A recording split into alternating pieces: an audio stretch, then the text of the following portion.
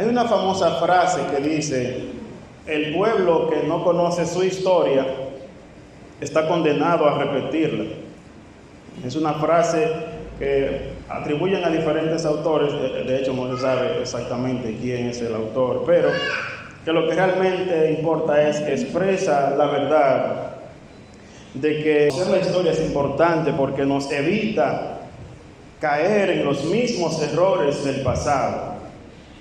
La iglesia de Cristo tiene también su historia y como tal, es necesario que la iglesia conozca su historia, no solo para evitar los errores del pasado, sino también para aprender acerca de las cosas que hicieron posible el crecimiento y la expansión de la obra de Cristo por todo el mundo.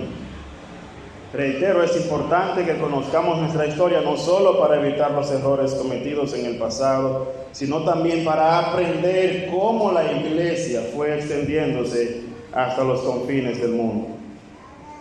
En este punto específico y particular de nuestra iglesia Nueva Vida, en el que se puede ver un crecimiento en diferentes direcciones, creemos que Dios desea enseñarnos acerca de cómo ser una iglesia bíblica y que cumple con la misión que le ha sido dada directamente por el Señor Jesucristo.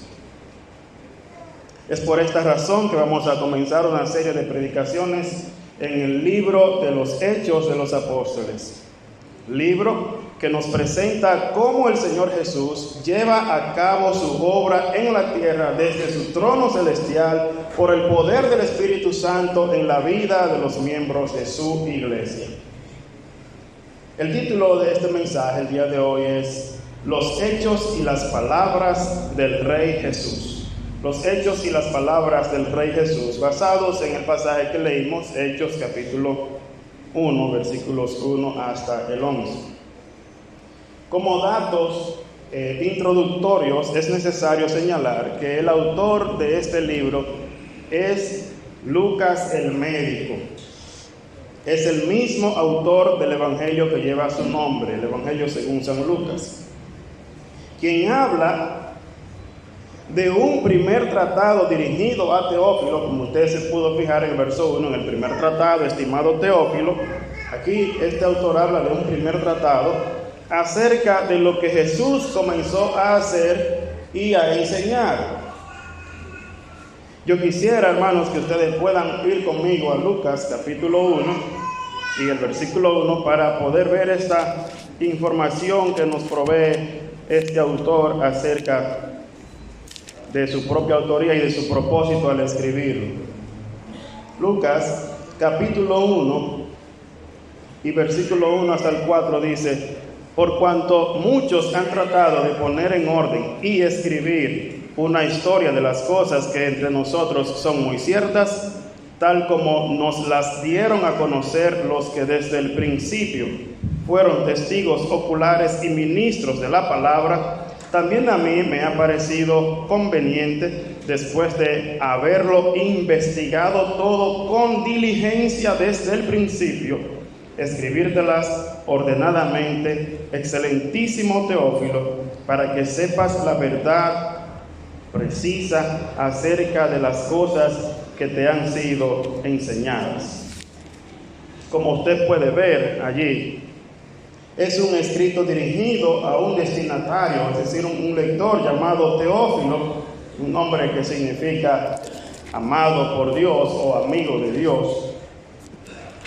Lo interesante no es lo que significa este nombre, sino que a través de él podemos saber quién es el autor de este libro y también el mismo libro de los Hechos, en las partes finales del versículo capítulo 16 en adelante. El autor del libro se incluye a sí mismo en los viajes segundo y tercero del apóstol Pablo, los viajes misioneros. Usted va a leer, por ejemplo, en Hechos capítulo 16, versos 10 al 17, cómo él habla acerca de nosotros y que embarcamos y fuimos. Y obviamente es una alusión a Lucas, quien escribió el primer tratado y también escribe este segundo tratado o tomo. vamos a hacer algunas preguntas a este autor aquí. ¿De qué trata el Evangelio de Lucas? ¿De qué trata este Evangelio? Fíjese el versículo 1. En el primer tratado, estimado Teófilo, escribí acerca de todo lo que Jesús comenzó a hacer y a enseñar hasta el día en que fue recibido arriba en el cielo. Fíjese cómo, de manera muy llana y muy sencilla, Lucas expresa cuál fue su propósito al escribir el primer evangelio. ¿Cuál era su intención? Darle a conocer a Teófilo lo que Jesús comenzó a hacer y a enseñar desde el día que fue recibido arriba. Y de ahí es que hemos extraído el título de este sermón: los hechos y las palabras de Jesús. ¿Qué fue lo que Jesús comenzó a hacer y a enseñar? Por tanto, debemos preguntarnos de qué trata el libro de los Hechos. Si el primer tratado era concerniente a lo que Jesús comenzó a hacer y enseñar hasta que subió al cielo, ¿de qué trata entonces este segundo tratado? Pues se deduce que de lo que Lucas va a hablar ahora es acerca de lo que Jesús continúa haciendo después que ascendió al cielo y se sentó a la diestra de Dios allá en las alturas. O sea que ellos, hermanos queridos, nos va a describir las obras y las palabras de Jesús desde el cielo. Cómo Jesús lleva a cabo su obra aquí en la tierra después de haber ascendido a los cielos. De lo que Lucas nos habla es de un Jesús que es Rey soberano. Es de un Jesús que se sentó en el trono y que gobierna la historia con su poder, y especialmente que gobierna a su iglesia. ¿De qué trata la misión de este gran Rey llamado Jesús? Note, hermanos, lo que dice acerca de él. Dice, de lo que Jesús comenzó a hacer y a enseñar. ¿De qué trata la misión? De lo que Jesús hizo y lo que Jesús enseñó. Y este orden es importante, porque Jesús, hermanos queridos, vivió lo que Él habló. Lo que Él practicaba era coherente con lo que Él decía. No había manera alguna de atrapar a Jesús en sus palabras, porque lo que Él decía lo vivía primero. Y esto es lo que Lucas le demuestra a su querido amigo Teófilo. Jesús nos enseña el modelo de vida cristiana. Si nosotros como iglesia hemos de crecer y hemos de ser una iglesia bíblica que sigue expandiendo el reino de Dios en la tierra, debemos entender que primero tenemos que ser personas de testimonio, y un testimonio que luego las palabras van a confirmar y no a contradecir. Hermanos queridos, pero no solamente este orden, sino que note también la unidad entre ambas cosas, las acciones y las palabras. Hay quienes se limitan a solamente hacer acciones y no hablan. Y la Biblia dice, ¿cómo van a creer si nadie les predica? Así que el Evangelio y la misión de Jesucristo no se lleva a cabo solamente haciendo buenas obras desconectadas de la predicación del Evangelio. Pero tampoco se debe hacer la misión del Señor hablando y hablando y hablando, desconectando las palabras de las acciones que deberían respaldar esas palabras. Debemos realizar ambas cosas, mis hermanos. Debemos ser hombres y mujeres que dicen y hacen aquellas cosas que dicen. Esa es la manera en que se muestra el carácter de Cristo en nosotros. La vida cristiana es la unión entre lo que hacemos y lo que decimos. Mire, hermano, la coherencia entre estos dos puntos. Observe los versículos 2 y 3. Después de que por el Espíritu Santo Él había dado instrucciones a los apóstoles que había escogido, a estos también, después de su padecimiento, se apareció vivo con muchas pruebas convincentes y apareciéndoseles durante 40 días y hablándoles de lo relacionado con el reino de Dios. Usted puede ubicar ahí esas dos cosas, las obras y las palabras de Jesús. ¿Cuáles obras hizo Jesús? Dice que después de su padecimiento, en otras palabras, después de entregar su vida por los pecadores en una cruz, el Señor se les aparece vivo y con pruebas convincentes, dice la Reina Valera, pruebas indubitables que no cabe dudas. Y yo quisiera que usted me acompañe a ver el Evangelio según San Lucas, porque Lucas le está diciendo a Teófilo algo que él sabe. Lucas capítulo 24, y vamos a ver el versículo 13 en adelante. Dice el Evangelio según San Lucas en el capítulo 24, versículos 13 en adelante.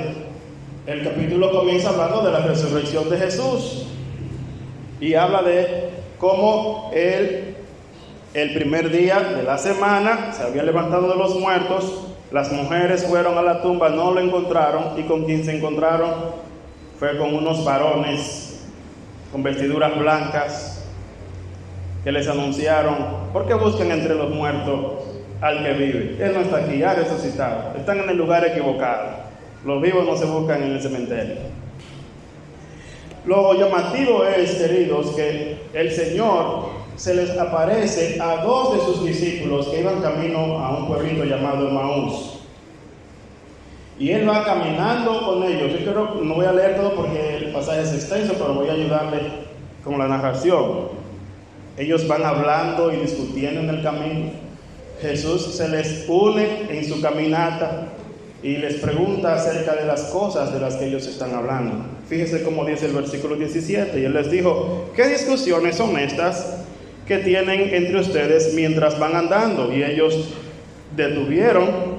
se detuvieron con semblante triste. Uno de ellos, llamado Cleofas, le dijo: ¿eres tú el único visitante en Jerusalén que no sabe las cosas que en ella han acontecido en estos días?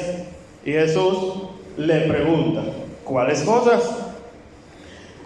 Ellos le dijeron: las referentes a Jesús el Nazareno, que fue un profeta poderoso en obra y palabra. ¿Ven las dos cosas ahí? Las acciones y las palabras de Jesús. Jesús fue un profeta poderoso en obra y en palabra.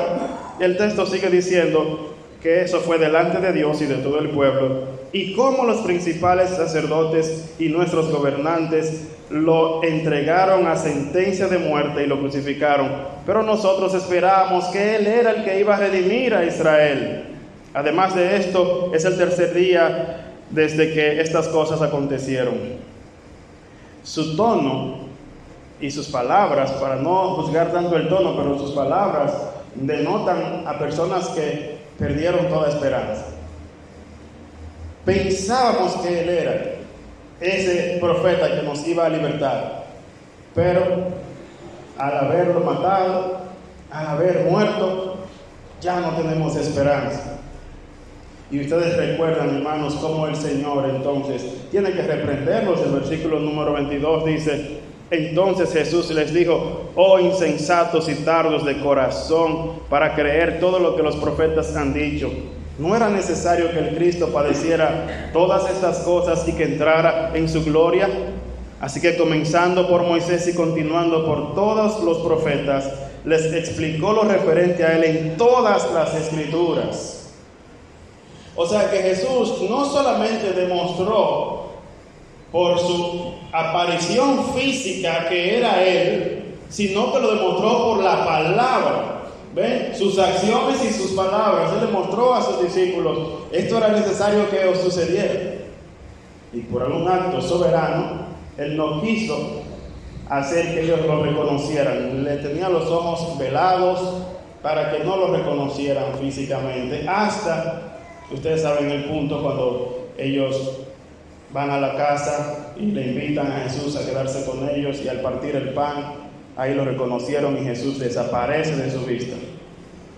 Lo que Hechos nos dice, Lucas nos está diciendo en Hechos, es que Jesús se apareció durante 40 días, hermanos. Aparecía y aparecía a todos sus discípulos. ¿Cuál era la intención de estas acciones de Jesús?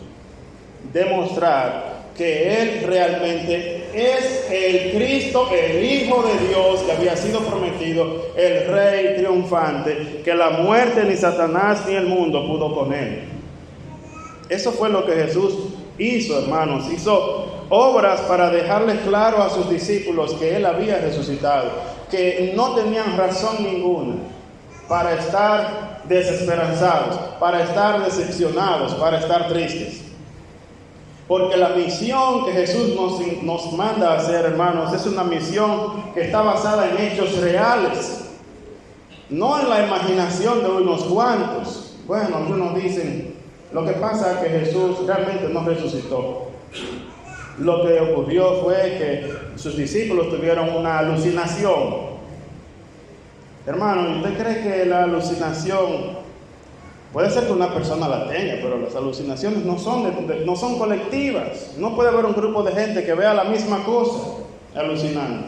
Y como si eso fuera poco, algunos decían, realmente Él no resucitó físicamente, sino su espíritu. Ajá, ¿y quién puede ver un espíritu? Y Jesús, para quitar todas dudas, observen lo que hace. Miren el versículo número 40 de Lucas 24. Cuando dijo esto, les mostró las manos y los pies. Como ellos todavía no lo creían a causa de la alegría, a veces no se cree a causa de la desesperanza y la decepción, otras veces no creen a causa de la alegría. Esto es chistoso, el corazón humano es incrédulo por naturaleza, por cualquier lado que lo tiren. Pero no creían a causa de la alegría, y porque estaban asombrados, les dijo, ¿tienen aquí algo de comer? Ellos le presentaron parte de un pescado asado, y él lo tomó en las manos y comió delante de ellos. ¿Un espíritu puede comer? Solamente el que tiene cuerpo puede comer. Jesús le acaba de demostrar que ese mismo que caminó con ellos, ese que hizo milagros entre ellos, ese que les enseñó el reino de Dios y había muerto, ese mismo estaba ahí delante de ellos, ahora sí, con un cuerpo glorificado, con un cuerpo triunfante, un cuerpo ya no sujeto a la muerte, pero sí un cuerpo de todas maneras. Podía comer, ellos vieron ese pedazo de pan desaparecer de allí, y ese pescado también, porque Jesús, un espíritu no puede hacer tal cosa. Las acciones de Jesús, hermanos queridos, en Hechos, nos muestran que Él no quiere que su pueblo tenga dudas acerca de quién es Él. Tanto su palabra confirma quién es Él como sus acciones. Los milagros que Jesús realizó, los hizo para demostrar que Él era el Cristo, que Él había sido enviado de parte de Dios. Jesús dijo a los que se oponían a Él, si no creen en mí, crean a las obras que yo hago, porque las obras que yo hago dan testimonio de mí. Queridos hermanos, ¿cuáles son ahora esas palabras que Jesús dijo? Aquí vemos estas acciones de Jesús, apareciéndose a sus discípulos, dando instrucciones a sus discípulos. Pero observen lo que dice el versículo número 3 y 4. Nuevamente a estos también, después de su padecimiento, se presentó vivo con muchas pruebas convincentes, apareciéndoseles durante 40 días y hablándoles de lo relacionado con el reino de Dios. ¿Cuáles eran las palabras de Jesús? Lo mismo de siempre. Dios está en su trono y Dios es rey. Aquí no ha pasado nada que no ha sido bajo el control soberano del Padre. Eso es lo que Jesús está diciendo. ¿Cómo sabemos eso? Hermanos, el Señor, cuando aparece, primero es precedido por Juan el Bautista. ¿Y cuál era el mensaje de Juan el Bautista? Esencialmente, arrepiéntanse porque el reino de los cielos se ha acercado. El reino de los cielos se ha acercado, así que arrepiéntanse. ¿Cómo que el reino de los cielos se ha acercado? Sí, el rey está aquí. Y el reino viene con el rey llegó. Así que Jesús está diciendo a sus discípulos, miren, todo esto ha sido orquestado divinamente por el Padre. Luego vamos a ver en el capítulo 2 como Pedro cuando predica habla de que lo que sucedió fue por el determinado y anticipado consejo de Dios. Dios había determinado que pasara así, que Herodes y Poncio Pilato, dos enemigos, se unieran en contra del Señor. Jesús enseñó a sus discípulos que Dios está en control. En este sentido, cuando usamos la frase que el pueblo que no conoce su historia está condenado a repetirla, tenemos que poner esta salvedad. Es que la historia no es cíclica en todos los sentidos. Hay aspectos que se repiten de la historia, pero la historia va avanzando hacia un propósito final que Dios estableció y nada lo va a detener. Aunque las cosas parezcan no tener sentido, Dios es rey y gobierna. Dios es rey y gobierna. Jesús está dando testimonio de ese reino de Dios. Miren, mis discípulos, no tengan dudas porque yo soy. No tengan dudas porque las cosas que he hecho lo manifiestan y las palabras de Dios lo testifican. No tengan dudas también porque el reino de Dios está entre ustedes y nada lo puede detener, ni la muerte, ni el diablo, ni sus secuaces. Hermanos, este mundo está siendo dirigido por la mano de Dios. Recuerden que esta es su historia. En inglés se dice history, significa su historia. Es la historia de Dios, no es la historia del diablo, no es la historia del hombre.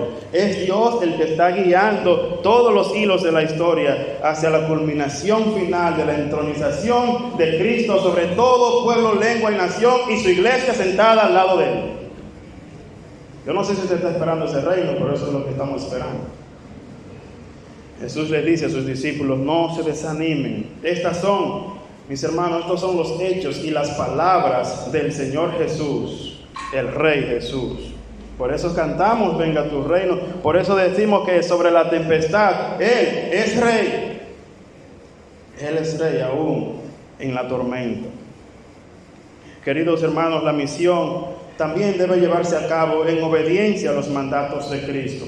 El verso 4 dice: y reuniéndolos les mandó que no salieran de Jerusalén. No podemos hacer la obra como a nosotros nos parece. La obra y la misión del Señor debe hacerse a su manera, debe ser en obediencia a sus mandatos. Sus discípulos lo entendieron.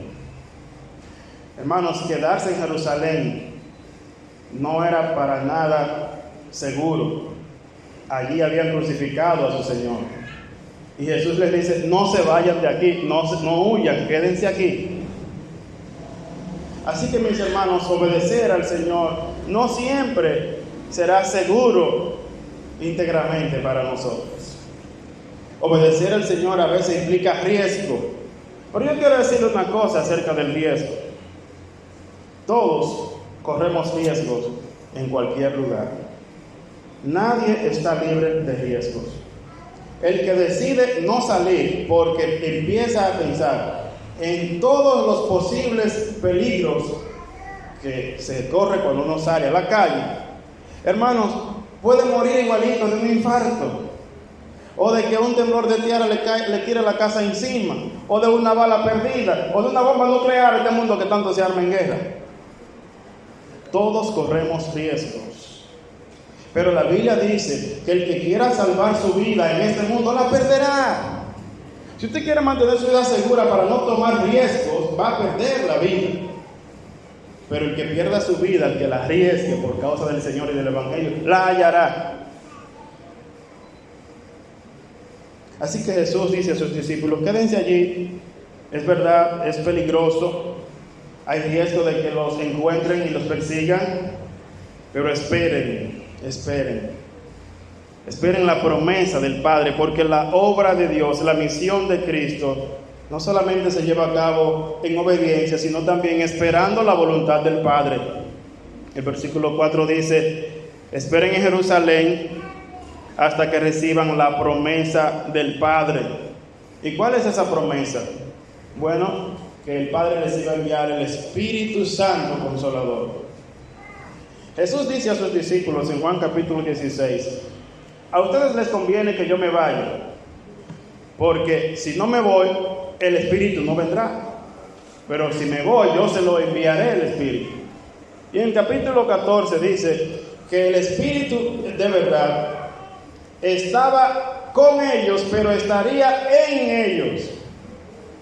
Oiga bien, Jesús dice que al él ascender al cielo, la obra de Dios iba a ser más efectiva en ellos porque el Espíritu estaría dentro de ellos. En un sentido, la obra del Señor, su misión, si Cristo se hubiera quedado en la tierra, es lo que Jesús está tratando de comunicar, habría sido limitada porque Jesús no puede estar con su cuerpo presente en todas partes, pero al ascender al cielo por su Espíritu sí puede estar en todas partes y ha hecho morar su Espíritu dentro de nosotros. Así que la obra de Dios se lleva a cabo esperando en la voluntad de Dios y debe ser hecha en las fuerzas del Espíritu Santo. Esto fue una promesa que el mismo Juan también había recalcado. Note lo que dice y le pido que vaya por favor allí a Lucas capítulo 3 versículo 16. También puede encontrar la misma promesa en Mateo 3:11 para los que toman nota y en Marcos 1:8, pero vamos a ver en Lucas capítulo 3 y el versículo 16 esta promesa de la llegada del Espíritu Santo. Lucas capítulo 3 verso 16. Juan les habló a todos: yo los bautizo con agua, pero viene uno que es más poderoso que yo, a quien no soy digno de desatar la correa de sus sandalias. Él los bautizará con el Espíritu Santo y fuego. Vea también Lucas capítulo 24 nuevamente. Y dice allí en el versículo número 48 y 49, Lucas 24, 48 y 49. Ustedes son testigos de estas cosas, por tanto, yo enviaré sobre ustedes la promesa de mi Padre, pero ustedes permanezcan en la ciudad hasta que sean investidos con poder de lo alto. Y ese poder de lo alto, hermanos, es el Espíritu Santo que vendría sobre los creyentes para capacitarlos a hacer la obra. Miren nuevamente ahora este versículo 6. Los discípulos están siguiendo lo que Jesús está diciendo, pero no exactamente lo que Jesús está diciendo. A ver, pastor, usted se enredó ahí. Ellos están siguiendo que Jesús habla del reino de Dios y hacen una pregunta acerca del reino de Dios. Están siguiendo lo que Jesús está diciendo, pero no exactamente lo que Jesús quiere decir con el reino de Dios. Ahora me agarraron, porque ellos hacen una pregunta. Verso 6. Entonces los que estaban reunidos le preguntaban: Señor, ¿restaurarás en este tiempo el reino a Israel? Mira dónde estaba la mente de ellos. Esperábamos que viniera un libertador, que nos soltara de las cadenas del imperio romano y de todos nuestros enemigos, y que pudiéramos ser esa real nación que nosotros hemos esperado por siglos. Señor, ¿eso va a ocurrir en este tiempo? Jesús está hablando del reino, pero no exactamente de eso está hablando Jesús. Miren la respuesta de Jesús ahora. Versículo 7. Jesús les contestó: no les corresponde a ustedes saber los tiempos ni las épocas en que el Padre ha fijado en su propia autoridad. Hermano, usted sabe que la obra de Dios, la misión, se hace según la voluntad de Dios. Pues Dios en su voluntad ha determinado no hacernos saber las cosas concernientes al futuro. Y hay gente que tiene curiosidad por saber cuándo será. ¿Cuándo vendrá el Señor y le va a devolver el reino a Israel como en los tiempos de David? No le toca a usted saber eso, ni a mí tampoco. Esa curiosidad, hermanos, no es sana.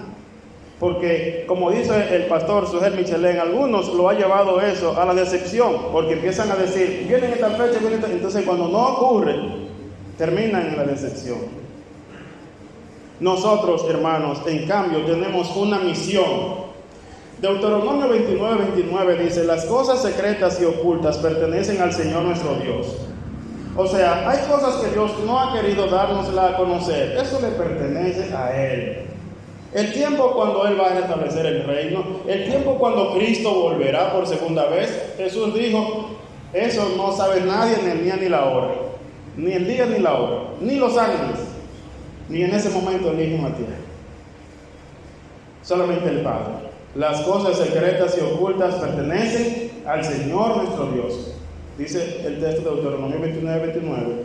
Pero las reveladas son para nosotros y para nuestros hijos, para que las pongamos por obra. O sea que las cosas que Dios nos dice son aquellas con las que nosotros tenemos responsabilidad. Usted y yo no tenemos que preocuparnos por aquellas cosas que no entendemos de la Biblia. Preocupémonos por las cosas que sí entendemos de la Biblia, porque de esas somos responsables. Que cómo va a ser esto, cómo será aquello.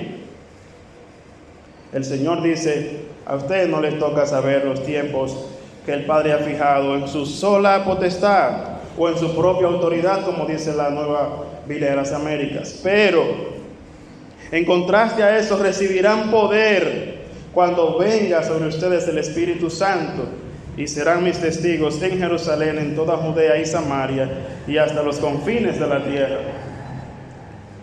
Queridos hermanos, Jesús le dice a sus discípulos, ustedes quieren saber de qué se trata el reino. El reino se trata de hacer conocer las obras y las palabras de Jesús hasta lo último de la tierra. De eso se trata el reino de Cristo. De lo que Él comenzó a hacer y a enseñar. Ustedes van a ser ahora mis testigos. ¿Y cómo lo haremos, Señor? No se preocupen, van a recibir poder para hacerlo. Porque los discípulos no tenían el valor para salir a enfrentar a ese mundo que había dado muerte a su Señor.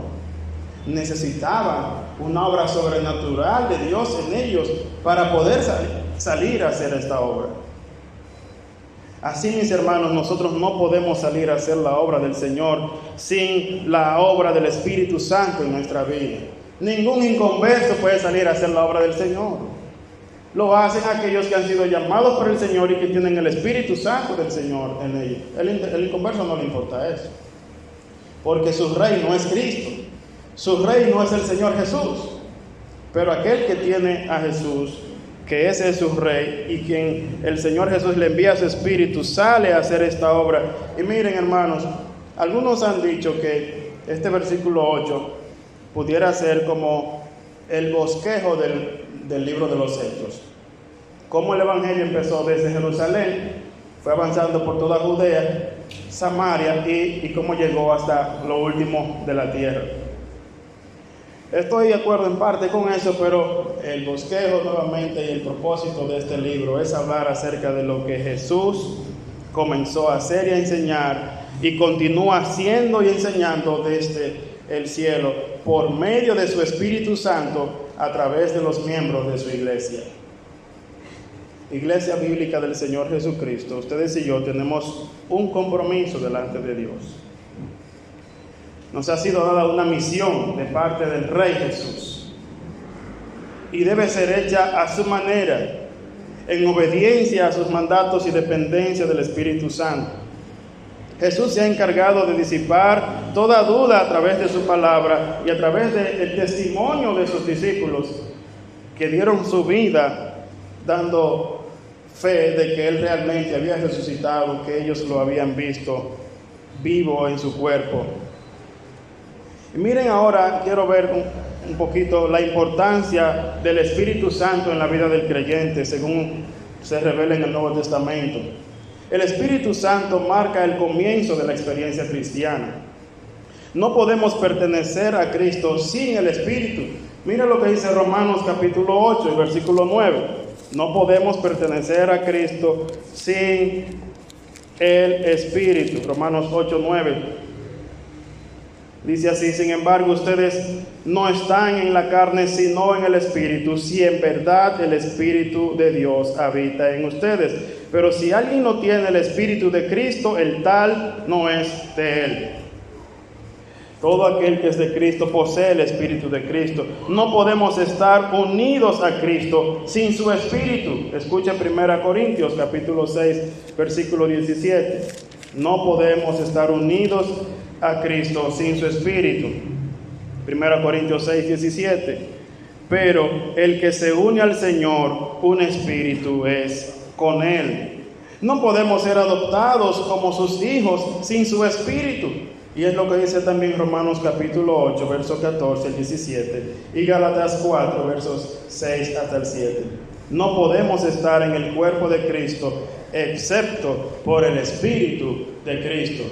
1 Corintios 12, 13, porque por un solo Espíritu fuimos todos bautizados, sean judíos o griegos, sean esclavos o libres, y a todos se nos dio a beber de un mismo Espíritu. ¿Por qué es importante el Espíritu en nosotros, hermanos? Porque sin Él no podemos pertenecer al pueblo de Cristo. Sin Él no tenemos comunión con Cristo. ¿Tiene usted el Espíritu de Dios? Mire, yo quiero que ustedes vayan a Romanos 8 y el versículo 15 y 16 para que usted observe algo que usted y yo debemos preguntarnos cada día. Romanos capítulo 8, versículo 15 y 16. Pues ustedes no han recibido un espíritu de esclavitud para volver otra vez al temor, sino que han recibido un espíritu de adopción como hijos, por el cual clamamos Abba, Padre. El Espíritu mismo da testimonio a nuestro espíritu de que somos hijos de Dios. ¿Tiene usted este testimonio del Espíritu Santo? ¿Tiene usted el testimonio dado por el Espíritu internamente que usted es un hijo de Dios? Debería ser una oración suya si no lo tiene. Señor, dame ese testimonio de tu Espíritu por medio del cual yo puedo clamar a ti, Padre querido. Padre querido. Ahora avanzando, hermanos, con este texto de las acciones y las palabras de Jesús. Miren el verso 9 y ya finalizamos aquí con esta última acción de Cristo. Después de haber dicho estas cosas, fue elevado mientras ellos miraban, y una nube lo recibió y lo ocultó de sus ojos. Hermano, esta nube aquí, usted no debe confundirla con esa nubecita de agua que usted ve por ahí.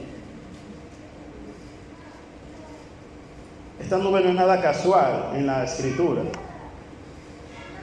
¿Ustedes recuerdan cómo el Señor guió a su pueblo por Egipto, por el desierto después que lo sacó de Egipto? Con una columna de nube. ¿Ustedes recuerdan qué fue lo que vino al tabernáculo cuando fue inaugurado, cuando terminaron el tabernáculo? Fue una nube que se posó sobre él. ¿Ustedes recuerdan qué fue cuando Jesucristo vino y fue al monte de la transfiguración? ¿Qué fue lo que descendió? Una nube. Esta nube, hermanos, es una manifestación de la gloria de Dios, de la majestad de Dios. Esta nube está testificando, así como en el monte de la transfiguración, que ese Jesús es el Rey, el Hijo de Dios. ¿Cómo sabemos eso? Porque era una profecía también. Mire ahora Daniel capítulo 7 y versículo 13. Mire esta profecía acerca de este rey y esta nube como una evidencia y señalamiento del rey. Daniel 7, versículos 13 y 14.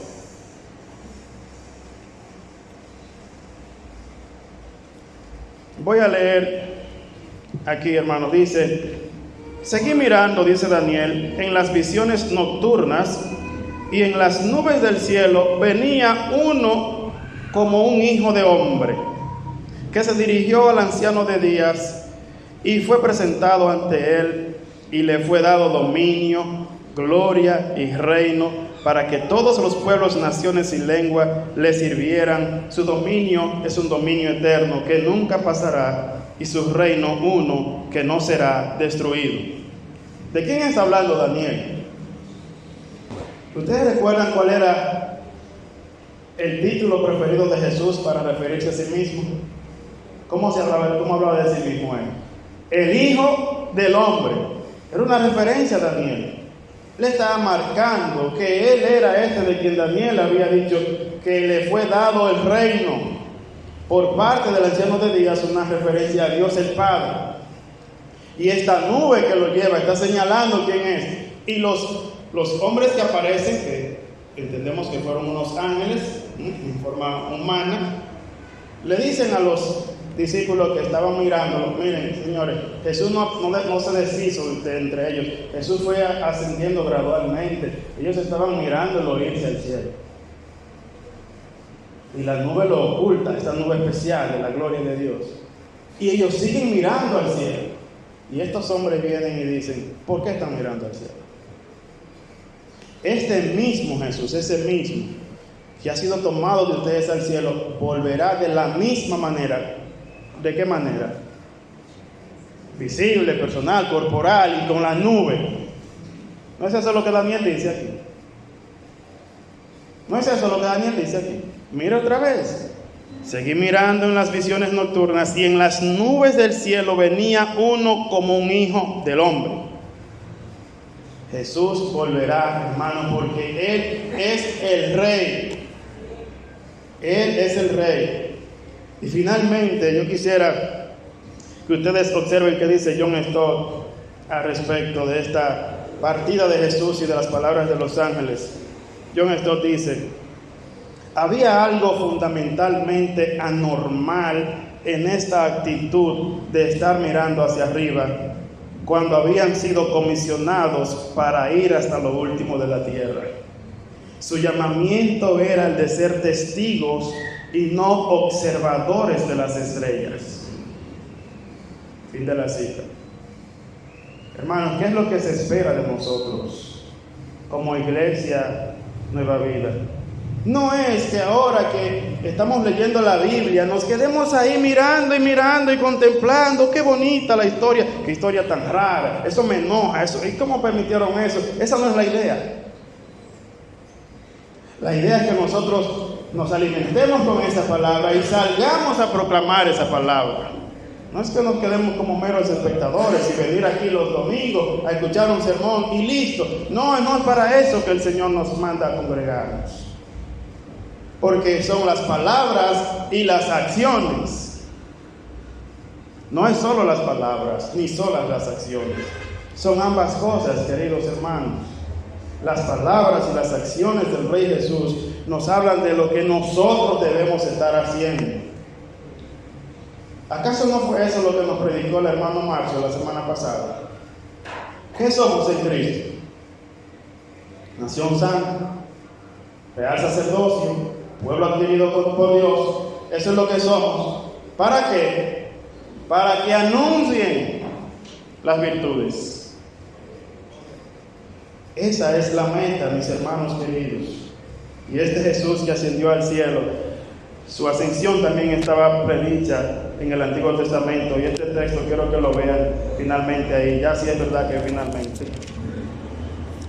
En Salmos capítulo 24. Salmos capítulo 24. Observen el versículo número 7. Tal vez usted ha leído muchas veces este salmo y no se ha enterado de qué trata.